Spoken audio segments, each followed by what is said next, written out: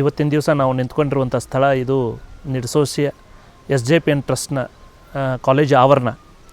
ಇಲ್ಲಿ ಈಗಾಗಲೇ Harmi compost plant ಮತ್ತು ರಿಸೋರ್ಸ್ ರಿಕವರಿ ಪಾಯಿಂಟ್ ಎಂಬ 2 ತ್ಯಾಜ್ಯ ನಿರ್ವಹಣಾ ಘಟಕಗಳನ್ನು ಮಾಡಿದ್ದೀವಿ.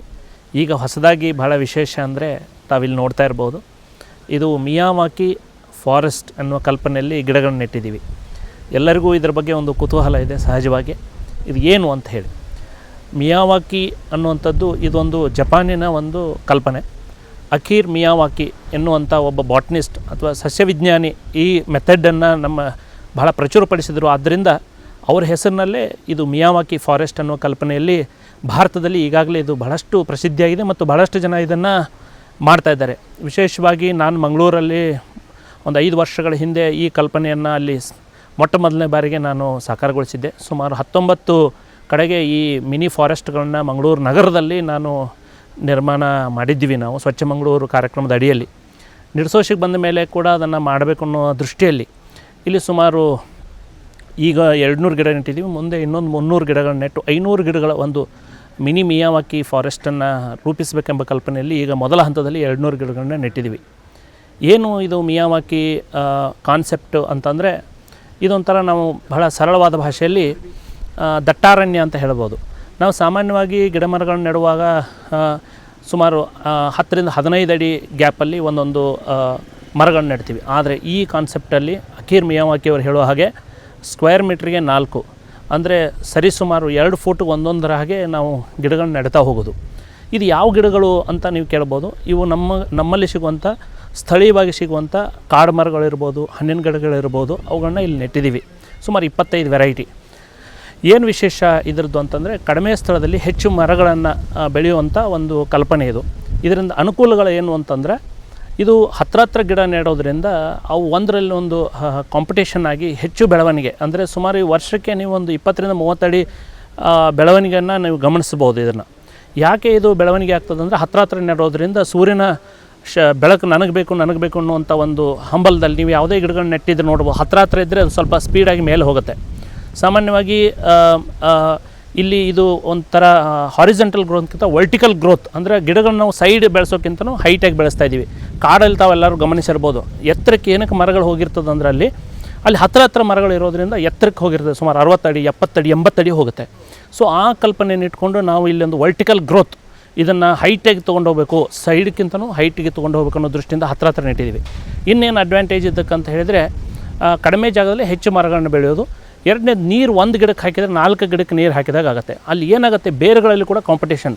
ಒಂದು ಬೇರಿಗೆ ನೀರು ಹೋಗುವಾಗ ಇನ್ನೊಂದು ಬೇರೆ ಹತ್ತಿರ ಬರ್ತಾ ಇದೆ ಅನ್ನುವಾಗ ಅದು ಒಂದಕ್ಕೊಂದು ಗೊತ್ತಾಗಿ ನೀರನ್ನು ಹೆಚ್ಚು ಹೀರ್ಕೊಳ್ಳೋದ್ರಿಂದ ಇದು ಬೆಳವಣಿಗೆ ಜಾಸ್ತಿ ಆಗುತ್ತೆ. ಮೂರನೇದು, ಗ್ರೋತ್ ಆಗಲಿಕ್ಕೆ ಮತ್ತೊಂದು ಮುಖ್ಯವಾದ ಕಾರಣ ಏನು ಅಂದರೆ, ಇದು ಸ್ವಲ್ಪ ಇನ್ನೊಂದು ವರ್ಷ, ಒಂದು 6 ತಿಂಗಳು 8 ತಿಂಗಳು ದೊಡ್ಡದಾದ ಮೇಲೆ ಸೂರ್ಯನ ಬೆಳಕು ಭೂಮಿಗೆ ಬೀಳದೇ ಇರೋದ್ರಿಂದ ಆ ತೇವಾಂಶ ಹಾಗೆ ಉಳಿಯೋದ್ರಿಂದ ಅಲ್ಲಿ ಅದರ ಗ್ರೋತ್ ಕೂಡ ಹೆಚ್ಚಾಗಲಿಕ್ಕೆ ಅದು ಕಾರಣ ಆಗ್ತದೆ. ಇದರ ಉಪಯೋಗಗಳೇನು? ಇದ್ರ ಉಪಯೋಗ ಏನು ಅಂತಂದರೆ, ಮುಖ್ಯವಾಗಿ ನಮ್ಮ ದೇಶದಲ್ಲಿ ಈಗೆಲ್ಲರೂ ಮರಗಳ ಬಗ್ಗೆ ಒಂದು ತುಂಬ ಕಾಳಜಿಯನ್ನು ತೋರಿಸ್ತಾ ಇದ್ದಾರೆ. ಹಸಿರು ಬೇಕು, ಹಸಿರಿದ್ರೇ ಉಸಿರು ಅನ್ನೋ ದೃಷ್ಟಿಯಲ್ಲಿ ಮರಗಳನ್ನ ಬೆಳೆಸ್ತಾ ಇದ್ದೀವಿ.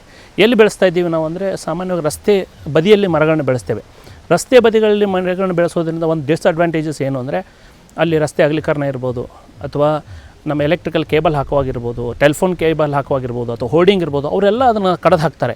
ಆದ್ದರಿಂದ ಇಂಥ ಜಾಗದಲ್ಲಿ ನೆಟ್ಟಾಗ ಅದು ಅದನ್ನು ಕಾಪಾಡಿಕೊಳ್ಳಿಕ್ಕೆ ತುಂಬ ಸುಲಭ, ಮತ್ತು ಒಂದೇ ಕಡೆ ಇರೋದರಿಂದ ಅದನ್ನು ಬೆಳೆಸಲಿಕ್ಕೆ ಕೂಡ ತುಂಬ ಸುಲಭ.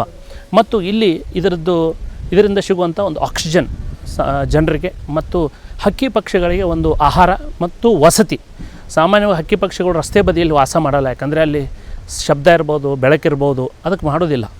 ಆದರೆ ಇಂಥ ದಟ್ಟಾರಣ್ಯ ಮಾಡಿದಾಗ ಬಹಳಷ್ಟು ಹಕ್ಕಿ ಪಕ್ಷಿಗಳಿಗೆ ಇಲ್ಲಿ ಆಶ್ರಯನೂ ಸಿಗುತ್ತೆ, ಆಹಾರನೂ ಸಿಗುತ್ತೆ. ಇದು ನಮ್ಮೆಲ್ಲರ ಕರ್ತವ್ಯ. ನಾವು ಮಾತ್ರ ಜೀವಿಸ್ಲಿಕ್ಕೆ ಹಕ್ಕಿ ಇರೋದಿಲ್ಲ ಇಲ್ಲಿ ಭೂಮಿಯಲ್ಲಿ, ನಮ್ಮ ಜೊತೆಗೆ ಇರುವಂಥ ಎಲ್ಲ ಪ್ರಾಣಿ ಪಕ್ಷಿಗಳಿಗೂ ಕೂಡ ಒಂದು ಆಶ್ರಯವನ್ನು ಕೊಡಬೇಕು ಅನ್ನೋ ದೃಷ್ಟಿಯಿಂದ ಈ ಫಾರೆಸ್ಟ್ ಭಾಳ ಅನುಕೂಲ. ಇನ್ನು ಇದರ ಮತ್ತೆ ಉಪಯೋಗ ಏನು ಅಂತ ಹೇಳಿದರೆ, ಸುಮಾರು 25 ವರ್ಷಕ್ಕೆ ಇದೊಂದು ದೊಡ್ಡ ಅರಣ್ಯವಾಗಿ ಬೆಳೆದಿರ್ತದೆ. ಅವಾಗ ನಾವು ಕಟ್ ಮಾಡಿ ಈ ಗಿಡಗಳನ್ನು, ಈ ಕಟ್ಟಿಗೆಯನ್ನು ನಾವು ಉಪಯೋಗ ಮಾಡ್ಬೋದು. ಈಗಾಗಲೇ ಅರಣ್ಯ ಕೃಷಿ ಅನ್ನುವಂಥದ್ದು ಭಾರತದಲ್ಲಿ ಬಹಳಷ್ಟು ಪ್ರಚಲಿತವಾಗಿದೆ. ಇದು ಅರಣ್ಯ ಕೃಷಿಯೂ ಕೂಡ ಒಂದು ಮಾದರಿ. ಸೊ ನಾವು ಗಿಡಗಳನ್ನು ಖಂಡಿತವಾಗಿಯೂ ನಾವು ಕಟ್ ಮಾಡಬಾರ್ದು ಅಂತ ಇಲ್ಲ, ನಾವು ಎಷ್ಟು ಕಟ್ ಮಾಡ್ತೀವೋ ಅದಕ್ಕಿಂತ ಡಬಲ್ ಬೆಳೆಸಬೇಕು. ಕಟ್ ಮಾಡಿ ಮನುಷ್ಯನ ಉಪಯೋಗಕ್ಕೆ ಇರೋದಂಥದ್ದು. ಆದರೆ 25 ವರ್ಷ ಅದರಿಂದ ಆಗುವಂಥ ಅನುಕೂಲತೆಗಳು ಈ ವಾತಾವರಣದಲ್ಲಿ ಆಮ್ಲಜನಕ ಇರ್ಬೋದು, ಹಕ್ಕಿ ಪಕ್ಷಿಗಳಿಗಿರ್ಬೋದು, ರೈನ್ ವಾಟರ್ ಹಾರ್ವೆಸ್ಟಿಂಗ್ ಇರ್ಬೋದು. ಇವತ್ತೇನು ನಾವು ಗ್ಲೋಬಲ್ ವಾರ್ಮಿಂಗ್ ಅಂತ ಮಾತಾಡ್ತಾ ಇದ್ದೀವಿ, ಜಾಗತಿಕ ತಾಪಮಾನ, ಅದನ್ನು ಕಡಿಮೆ ಮಾಡಲಿಕ್ಕೆ ಕೂಡ ಇಂಥ ಸಣ್ಣ ಸಣ್ಣ ಅರಣ್ಯಗಳು ಸಹಾಯ ಮಾಡ್ತವೆ. ಅರಣ್ಯ ಕೃಷಿಯಿಂದನೂ ಕೂಡ ಇದು ತುಂಬ ಲಾಭದಾಯಕ ಒಂದು ಕೃಷಿ ಅಂತ ಇದನ್ನು ನಾವು ಹೇಳ್ಬೋದು. ಅದನ್ನು ನಾನು ವಿಶೇಷವಾಗಿ ಈ ಭಾಗದ ಜನರಿಗೆ, ನಮ್ಮ ಭಾಗದ ಜನರಿಗೆ ತೋರಿಸ್ಕೊಡ್ಬೇಕು, ಪ್ರಾಕ್ಟಿಕಲ್ಲಾಗಿ ಪ್ರಾಯೋಗಿಕವಾಗಿ ತೋರಿಸ್ಕೊಡ್ಬೇಕು ಎನ್ನುವ ಹಿನ್ನೆಲೆಯಲ್ಲಿ ನಾವು ಇವತ್ತು ಸ್ವಚ್ಛ ನಿರ್ಸೋಷಿ ಕಾರ್ಯಕರ್ತರು ಇದನ್ನು ಈಗ ನಿರ್ಮಾಣ ಮಾಡಿದ್ದಾರೆ. ಮುಂದಿನ ದಿನಗಳಲ್ಲಿ ಇನ್ನೊಂದು 300 ಮರಗಳನ್ನ ಇಲ್ಲಿ ಹಾಕೋರಿದ್ದೀವಿ. ಸೊ ಆದ್ದರಿಂದ ಇದೊಂದು ಉತ್ತಮ ನಮ್ಮ ಪರಿಸರ ಸಂರಕ್ಷಣೆಗೆ ಉತ್ತಮ ಉಪಕ್ರಮ ಇದು. ಇದನ್ನೆಲ್ಲರೂ ಮಾಡಬೇಕು, ಇದನ್ನು ನೋಡಬೇಕು, ಇದರಿಂದ ಸ್ಫೂರ್ತಿಗೊಳ್ಳಬೇಕು, ಪರಿಸರವನ್ನು ನಾವು ಉಳಿಸಬೇಕು. ಇದು ಕೇವಲ ನಮಗೆ ಮಾತ್ರ ಸಂಬಂಧಪಟ್ಟದ್ದಲ್ಲ, ಮುಂದಿನ ಜನಾಂಗ ಕೂಡ ಇದು ಸಂಬಂಧಪಟ್ಟದ್ದು.